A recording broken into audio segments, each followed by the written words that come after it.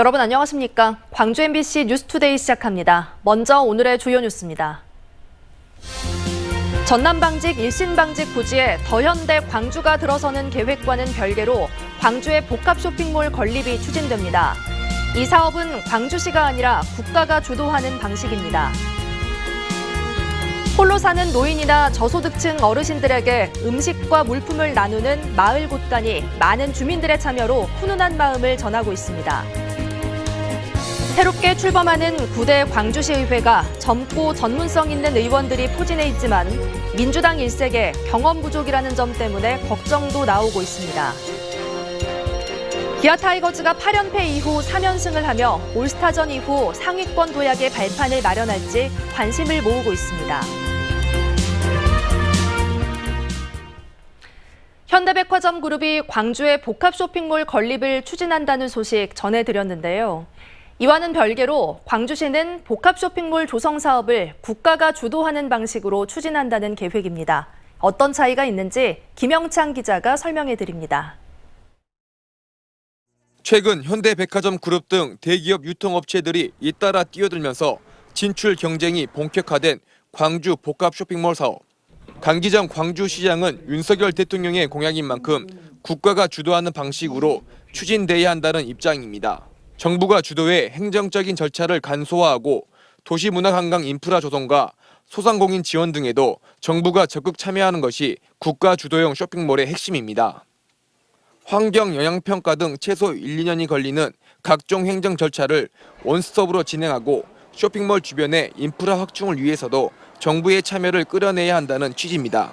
복합 쇼핑몰은 문화적 접근으로 시작돼야 된다는 생각이 제 생각입니다. 그래서 이게 여러 실국이 관계되어 있는 거라서 이걸 어떻게 하나? TF라도 만들어야 되는 거 아니나? 대형 유통업체들도 국가 주도형 쇼핑몰 조건을 맞추기 위해 사업 계획서를 다시 들여다보는 등 바빠지기 시작했습니다. 유통업체들은 이르면 이번 주 내 광주시에 사업 계획서를 낼 계획인데 국가 주도형 쇼핑몰 조건에 얼마나 부합하느냐가 주요 관건으로 떠올랐습니다. 구체적인 안이 나와야 된다는 얘기죠. 국가의 주도형으로 하고 면적은 몇만 평으로 하고 그 안에 판매 시설은 최소화시키고 유락 시설을 최대한 넓히겠다. 강 시장은 오는 18일로 예정된 국민의힘과의 예산정책협의회에서 국가 주도형 쇼핑몰의 구체적인 조건을 제시할 것이라고 밝혔습니다. MBC 뉴스 김영창입니다. 밥상 물가가 치솟으면서 홀로 생활하는 어르신들의 한 끼가 더욱 팍팍해지고 있죠. 이웃을 위해 주민들이 만든 마을 곳간에 선한 마음들이 모이고 있습니다. 임지은 기자가 취재했습니다. 광주 광산구 송정일동 행정복지센터 앞에 커다란 냉장고가 놓여 있습니다. 손수 담근 매실청부터 간편하게 조리해 먹는 즉석 식품까지 주민들이 갖가지 물품들을 채워 넣으면 어려운 이웃 누구나 가져갈 수 있는 마을 곳간입니다. 정말 요즘에는 너무 물가가 비싸가지고 진짜 참 생활하기 힘드는데 좋으네요. 저도 안 쓰는 거 좀 갖다 놓기도 하고 서로 갖다 먹고. 익명의 기부자들이 십시일반 마련한 음식들로 냉장고가 가득 찼습니다. 물가 상승으로 65살 이상 고령층의 생활이 점점 어려워지자 주민들이 직접 복지 사업을 기획해 지난달부터 실행된 겁니다. 현재 마을 곳간에 모인 기부 물품은 총 240여 개로 하루 7명의 어르신이 이곳을 찾아 필요한 음식이나 식재료를 골라갑니다. 인기가 좋아 마을 곳간 2호점 추가 설치도 계획 중입니다. 다들 어려운 상황, 경제적 상황에서 내 이웃을 위해 선한 마음을 가지신 주민분들이 있다는 자체가 이 동네가 아름다운 거고요. 이뿐만 아니라 남구와 북구에도 나눔 냉장고라는 이름으로 주민들이 식재료를 나누고 있습니다. 소량이라도 언제든 기부할 수 있고 형편이 어려워도 눈치 볼 필요 없이 물품을 가져갈 수 있다는 점에서 주민들의 양방향 참여가 활발해지고 있습니다. 이렇게 기부를 하고 좋은 일을 하고 나면 제가 힐링을 더 얻는 것 같아서 좀 힘이 납니다. 물가 때문에 누군가는 밥 한 끼 해결하기에도 어려운 시기. 주민 간 나눔을 통해 어려움을 함께 극복하려는 시도가 이어지고 있습니다. MBC 뉴스 임지은입니다. 연일 날이 흐린 가운데 무더위가 이어지겠습니다. 출근길 날씨 먼저 살펴보시면 비가 내리고 있진 않지만 흐린 모습이고요. 기온이 높게 오르는 데다 습도마저 높아서 종일 꿉꿉하겠습니다. 지난 밤사이 광주에서는 열대야가 나타난 가운데 최저 기온 25도를 웃돌고 있습니다. 한낮 기온 30도 안팎까지 오르면서 어제만큼이나 더운 날씨 예상됩니다. 오늘 장맛비는 주춤하겠지만 소나기가 지나면서 비가 내리겠습니다. 광주와 전남 내륙을 중심으로 오늘 낮까지 5에서 40mm가량의 비가 지나겠습니다. 날씨 정보였습니다. 지난해보다 열흘 이상 빨리 찾아온 폭염으로 전남에서도 피해가 속속 드러나고 있습니다. 사람도 버티기 힘든 수준의 폭염에 가축들도 쓰러지고 있습니다. 보도에 김진선 기자입니다. 12년째 전남 영암에서 오리를 사육해온 최연열 씨. 올여름 폭염이 시작되면서 한시도 긴장감을 놓지 못하고 있습니다. 막사마다 24시간 선풍기를 가동하고 안팎으로 물을 뿌려대며 오리들의 상태를 살피고 있습니다. 지난 2018년 폭염으로 5천 마리 가까운 오리를 한꺼번에 잃은 뒤 최 씨는 더위가 가장 무섭습니다. 그때 생각하면 아찔하죠. 뭐 폭염이라는 것이 막 갑자기 40도 올라간다면 겁나죠. 생각하면은. 예년보다 빨리 찾아온 더위가 계속될 것으로 전망되면서 가축 폐사 피해는 더 커질 것으로 우려됩니다. 축산 피해가 앞으로 좀 있을 걸로 지금 그렇게 생각하고 앞으로 계속 관찰하면서. 올여름 현재까지 전남에서 폭염 피해를 입은 축산 농가는 14개 시군에서 46곳, 닭과 오리, 돼지 등 12,000여 마리가 폐사했고 9일 만에 피해액도 1억 원을 넘어섰습니다. 축사시설 현대화로 매년 피해 규모는 줄어들고 있다지만 영세한 농가를 중심으로 집단 폐사가 이어지고 있습니다. 축사 관리가 30도가 넘어가게 되면 내부 온도가 아무래도 가축들이 힘들기 때문에 내부 온도를 30도씨 이하로 떨쳐주는, 그래서 환풍기라든지 통풍창이라든지. 전라남도는 재해보험 가입비와 가축 스트레스 완화제 등 100억 원의 폭염 피해 예방 예산을 편성하는 한편 온도 관리와 환풍 등 농가들의 대비도 당부했습니다. MBC 뉴스 김진선입니다.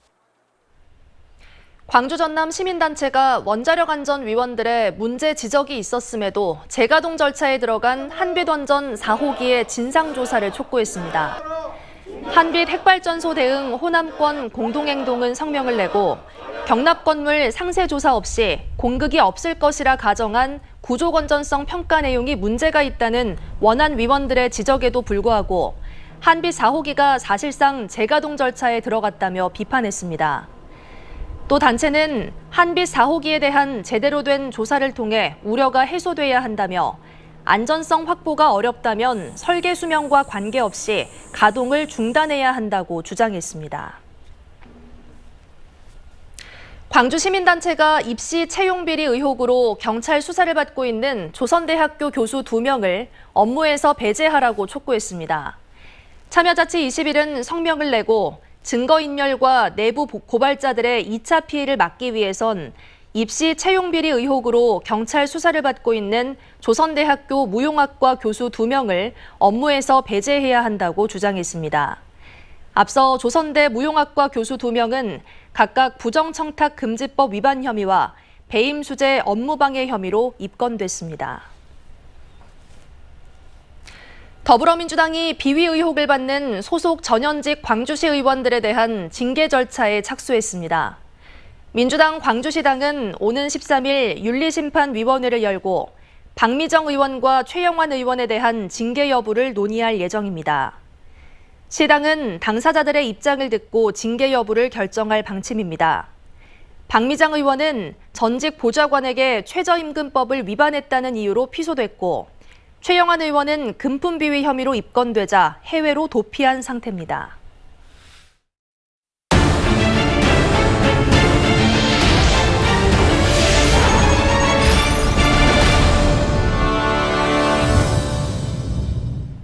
제9대 광주광역시의회가 전반기 의장과 부의장을 선출하고 본격적인 의정활동에 들어갔습니다.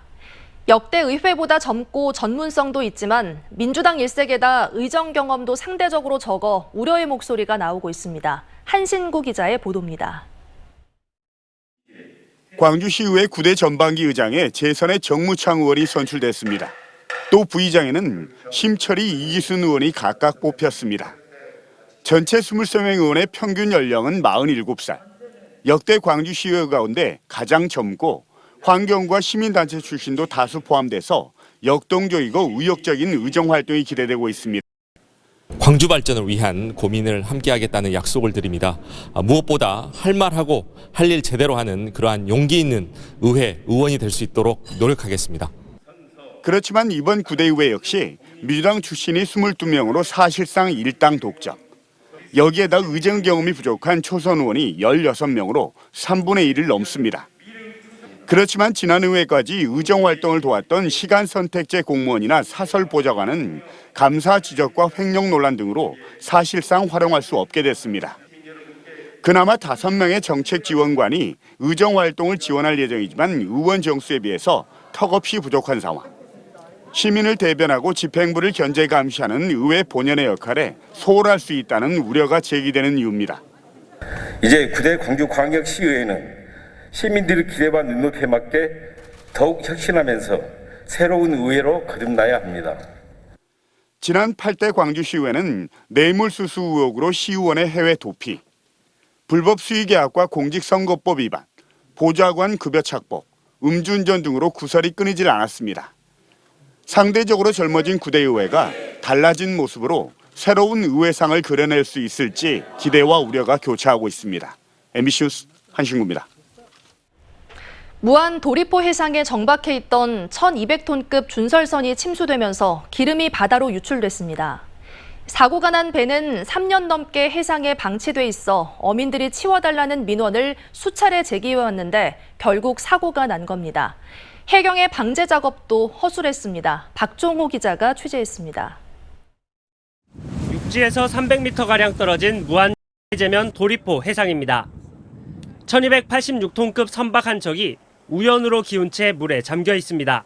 바다에서 수상한 기름 냄새가 난다는 신고가 해경에 접수됐습니다. 현장에 도착했을 때는 선박이 우연으로 약 40도가량 기울어져 침수가 일부 발생한 상황이었고 사고 해역 주변 해상에서 기름띠를 확인했습니다. 선박 주변 해역에는 폭 100m, 길이 500m에 이르는 거대한 기름띠가 생겼습니다. 사고가 난 선박은 과거 한평항 모래 채취에 이용됐던 준설선. 2019년 10월부터 3년여 동안 해상에 정박한 뒤 움직이지 않아 어민들이 배를 치워달라는 민원을 수차례 제기해왔습니다. 말 그대로 방치 선박을 제거하지 아니할 때는 공유수명 관리 및 매립에 관한 법률 제64조에 의해서 우리가 고발을 하고 처벌을 받게 하려고 공문을 보냈습니다. 기름띠가 뒤덮인 해역은 모래사구가 발달해 민어와 농어, 숭어잡이가 늘상 이루어지는 곳. 자연산 가두리 양식장으로 불렸던 해역에서 발생한 기름 유출 사고에 어민들은 분통을 터뜨리고 있습니다. 많죠. 이게 심각하잖아요. 이게 내만성이라 저류가 세다면은 그냥 쉽게 넘어가는 내만성이라 그 띠가 다시 계속 반복되는 현상이에요. 해경의 방제 작업도 허술했습니다. 기름이 빠져나가는 것을 막기 위해 설치된 오일 펜스가 보시는 것처럼 배 위에 걸쳐 있습니다. 이 때문에 기름띠가 더 확산됐습니다. 또 해경은 선체에 있던 벙커 A유, 경유와 선접해유 가운데 유출된 기름의 유종조차 파악하지 못했습니다. 기름 탱크 등 선체에 파손이 생겼는지 여부 역시 확인되지 않아 그저 바다로 유출된 기름만 막는 실정입니다. MBC 뉴스 박종호입니다. 민선 8기 광주시정의 밑그림이 구체화되고 있습니다. 광주시는 시장직 인수위가 제시한 135개 공약 사업과 관련해 실국별로 실현 가능성과 이행 절차 등을 분석하고 있습니다. 특히 산업 분야에선 인공지능 산업 육성 2단계 사업과 반도체 특화단지 조성을 핵심 사업으로 꼽고 있고 활력 분야로 분류된 복합 쇼핑몰은 국가가 지원하는 국가 주도형으로 추진할 방침입니다. 신활력 추진본부와 광주 1도 낮추기 팀 등 현안 사업 추진을 위한 조직 개편안도 완성돼 시의회 심의를 기다리고 있습니다. 기아 타이거즈가 8연패 이후 3연승을 하며 한숨 돌렸습니다. 기아는 이번 주 LG를 상대로 전반기 마지막 3연전을 치릅니다. 보도에 조현성 기자입니다. 팀을 연패의 수렁에서 건져낸 멋진 호수비였습니다. 김호령, 이우성 두 선수의 2경기 연속 이어진 이른바 끝내기 수비. 덕분에 안방에서 3게임 연속 짜릿한 역전승을 거두며 분위기 반전에 성공한 기아는 팀 순위 5위로 4위 KT를 한 경기 차로 쫓고 있습니다. 하지만 하나와의 3연전 내내 경기 중반까지는 끌려갈 정도로 팀 전력이 온전치는 않습니다. 이번 주 맞상대는 최근 10경기 9승 1패로 가파른 상승세의 3위 팀 LG. 원정 경기에 올 시즌 상대 전적도 2승 5패로 밀리고 있어 기아로선 쉽지 않은 승부가 예상됩니다. 그나마 좌타자가 많은 LG 타선을 상대로 기아에서는 양현종과 판원이, 이의리 선수가 선발로 등판할 것으로 보여 이들 왼손 투수들이 상대 타선을 얼마나 잘 막아낼지가 승부의 관건이 될 전망입니다. 한편 이번 주말 3년 만에 열리는 올해 프로야구 올스타전에 기아에서는 양현종과 정혜영, 나성범 등 9명이 올스타로 선정돼 10개 구단 가운데 가장 많은 선수를 출전시킵니다. MBC 뉴스 조현성입니다. 윤영석 신임 광주지방국세청장이 취임식을 갖고 공식 업무를 시작했습니다.